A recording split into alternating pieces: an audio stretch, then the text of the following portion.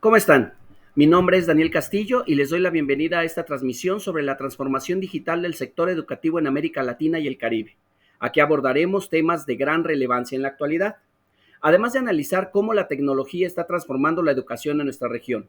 Nuestros expositores, maestras Yadira Ibáñez, Lourdes Soria, Heidi Vega y maestro Guillermo Aburto, presentarán los hallazgos y conclusiones obtenidos durante la virtualización de emergencia de los servicios de educación en el contexto de aislamiento por la pandemia del COVID-19.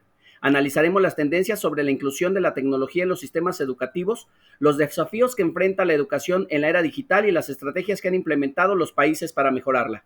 Además, exploraremos cómo podemos asegurarnos de que esta transformación sea inclusiva y equitativa para todos los estudiantes.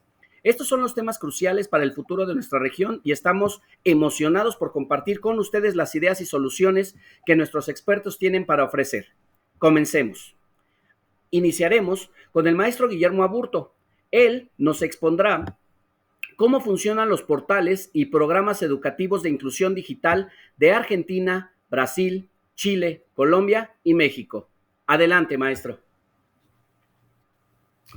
Sí, muy buenos días. Muy buenos días. Los portales y programas educativos de inclusión digital en países como los que mencionas, maestro, son iniciativas gubernamentales que tienen como objeto garantizar el acceso a la educación mediante el uso de tecnología. Estos programas ofrecen plataformas en línea, distribución de dispositivos y recursos digitales, capacitación docente y colaboración. Es con medios de comunicación para llegar a los estudiantes de manera remota. A través de estas iniciativas se busca asegurar que todos los estudiantes tengan igualdad de oportunidades educativas, incluso en contextos de pandemia o limitaciones de acceso físico a las escuelas. Pero ¿cómo funcionan los portales en programas educativos de inclusión? En Argentina, por ejemplo, existen plataformas como Seguimos Educando, Educar Portal, se entregan dispositivos permanentes del plan Conectar Igualdad. En Brasil, por otro lado, la creación del Comité de Emergencia del Ministerio de Educación, el programa Tiempo de Aprender. En Chile, la creación de la plataforma Aprendo en Línea, evaluación nacional del proceso de continuidad para estudiantes. En Colombia, la plataforma Aprender Digital y portal Aprende, utilización de la televisión pública para el fortalecimiento de competencias básicas, la distribución de dispositivos en el marco de sus programas previos, tecnologías para aprender. Y en México, la creación de la plataforma Aprende en Casa 1 y 2, uso de la radio y televisión para la transmisión de programas de capacitación en competencias digitales para docentes del Sistema Educativo Nacional lanzado por la Secretaría de Educación Pública. Definitivamente fueron las circunstancias de crisis la que profundizó un impulso previo de incorporación de tecnologías digitales de una forma que ninguna política pública anterior había logrado. No se trató de un uso pedagógico de la tecnología planeado e integrado a procesos de enseñanza-aprendizaje para enriquecerlos, sino de la tecnología puesta a disposición de la comunicación de manera gratuita en muchos casos y de crear las condiciones iniciales para el aprendizaje en el contexto del distanciamiento. Todos estos programas desempeñan un papel fundamental en la promoción de la inclusión digital y la igualdad de oportunidades educativas, permitiendo a los estudiantes acceder a la educación a pesar de las desventajas con las que viven millones de alumnos en los países ya mencionados. Gracias, maestro. Ahora, la maestra Yadira Ibáñez nos compartirá qué ocurre bajo la premisa de las nuevas demandas al sistema educativo a partir de la adopción de tecnologías para la virtualización de emergencia. ¿A qué se refieren las dimensiones tecnológicas, pedagógicas, organizacionales y sociocomunitarias? Adelante, por favor. Muchas gracias, buenas tardes. Bueno, me gustaría hablarles sobre estas dimensiones, iniciando con la dimensión tecnológica, la cual se centra en el uso de las herramientas y recursos tecnológicos para la educación virtual. Esta dimensión incluye aspectos como la infraestructura tecnológica, la conectividad a Internet, el acceso a dispositivos electrónicos como son las computadoras, las tabletas, etcétera. También el uso de plataformas educativas y software específicos, entre otros. Las dimensiones tecnológicas implican garantizar a los estudiantes, docentes y demás actores educativos que cuenten con los recursos tecnológicos necesarios y tengan las habilidades y competencias para utilizarlos de manera efectiva. Mientras que la dimensión pedagógica, que esta viene siendo otra, esta se enfoca en los aspectos pedagógicos o didácticos de la educación virtual. Involucran de repensar y adaptar las metodologías de enseñanza para los entornos virtuales, diseñar estrategias de aprendizaje en línea, seleccionar y crear contenidos educativos digitales utilizando herramientas de evaluación en línea, entre otros. Las dimensiones pedagógicas buscan asegurar que los procesos de enseñanza-aprendizaje se adapten de manera efectiva en el entorno virtual, promoviendo la participación activa de los estudiantes y facilitando su aprendizaje.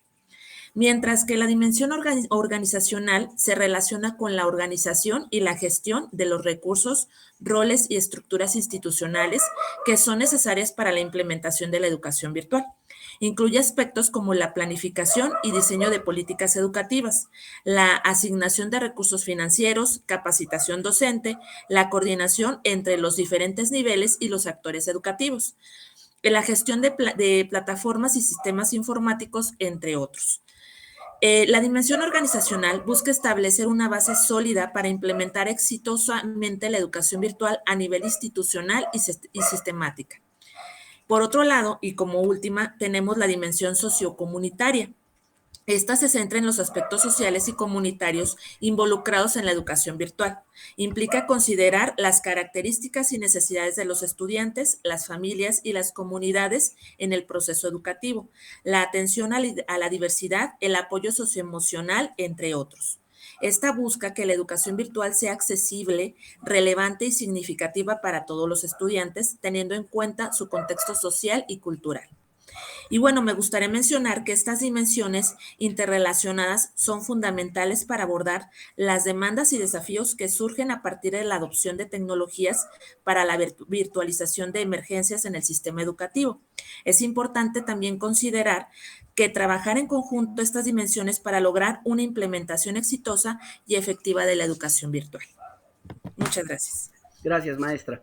Ahora continuaremos con la maestra Heidi Vega, que nos expondrá de los países participantes cuál considera tuvo la mejor estrategia y por qué. Adelante, por favor. Sí, ¿qué tal? Muchas gracias por la participación. Rescatemos que participaron 5 países: Argentina, Brasil, Chile, Colombia y México. De estos 5 países de Latinoamérica, cada uno diseñó diferentes estrategias para poder combatir el rezago durante la pandemia. Y bueno, lo que hice fue fue vincular cuáles eran las estrategias que tenían en común y de las cuales rescaté 7.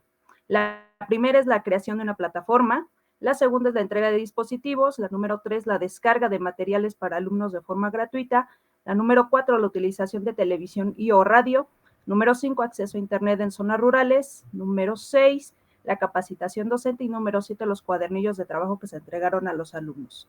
De estas 7, Argentina cumplió con 3, Brasil tiene 2, Chile cumplió con 6, Colombia con 6 y México con 5.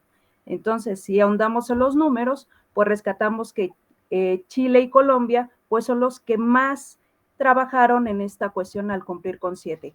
Chile no cumplió con el acceso a internet en zonas rurales y Colombia con los cuadernillos de trabajo, los cuales pues digamos que no eran tan indispensables si estamos hablando de situaciones remotas y dependiendo también del contexto en el que se vivía cada uno de ellos. México se quedó con 5, no cumplió con la entrega de dispositivos como lo hicieron los otros países y el acceso a internet en zonas rurales. Entonces la respuesta a la pregunta sería pues Chile y Colombia cumplieron o dieron una mejor estrategia de acuerdo a los resultados que muestra el estudio empleado. Muchas gracias. Gracias, maestra. Finalmente, la maestra Lourdes Soria nos dará una conclusión de los temas antes expuestos. Adelante, maestra. Hola, muy buenas tardes para todos. Pues después de haber escuchado sus planteamientos, maestros, mi conclusión es la siguiente. Considero que en los países que se intervino en este estudio, podemos tener algunos aprendizajes en general. Primero, yo creo que los docentes y maestros tuvieron la oportunidad de un aprendizaje más amplio en el uso de las tecnologías. Segundo, ambos tuvieron que utilizar su creatividad, uno para dar las clases a nivel virtual y otro para atender las necesidades del maestro al realizar las actividades encomendadas.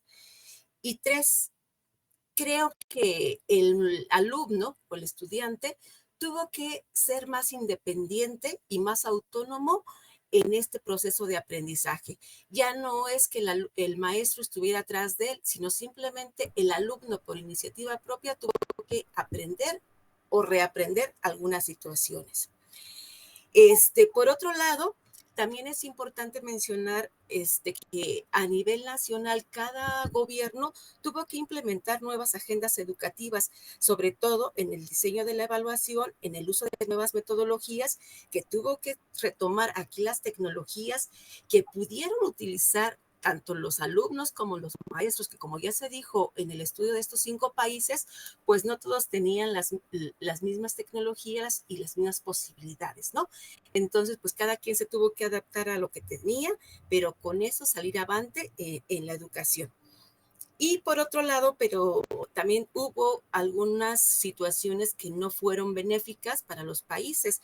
¿Por qué? Porque se dieron cuenta que existía una brecha digital, tanto para los maestros como para los alumnos, pero sobre todo en algo bien importante, el sector económico, ya que no todos los alumnos y docentes tenían las mismas capacidades económicas para tener una computadora, una tablet o un celular. Y también algo bien importante, el uso del Internet.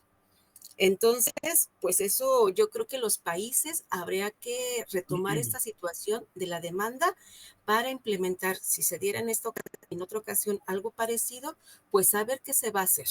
Pero sí, obvio, nos dio unos aprendizajes y ya no volvimos a la escuela con la misma idea de la educación. Hoy se regresa a la escuela con otro sentido en la educación. Por mi parte es todo. Muy bien, maestra, gracias. Pues muchas gracias por acompañarnos en esta transmisión. Esperamos hayan encontrado esta discusión informativa y útil y agradecemos a todos nuestros expertos que hayan estado con nosotros este día. Hasta pronto y muchas gracias.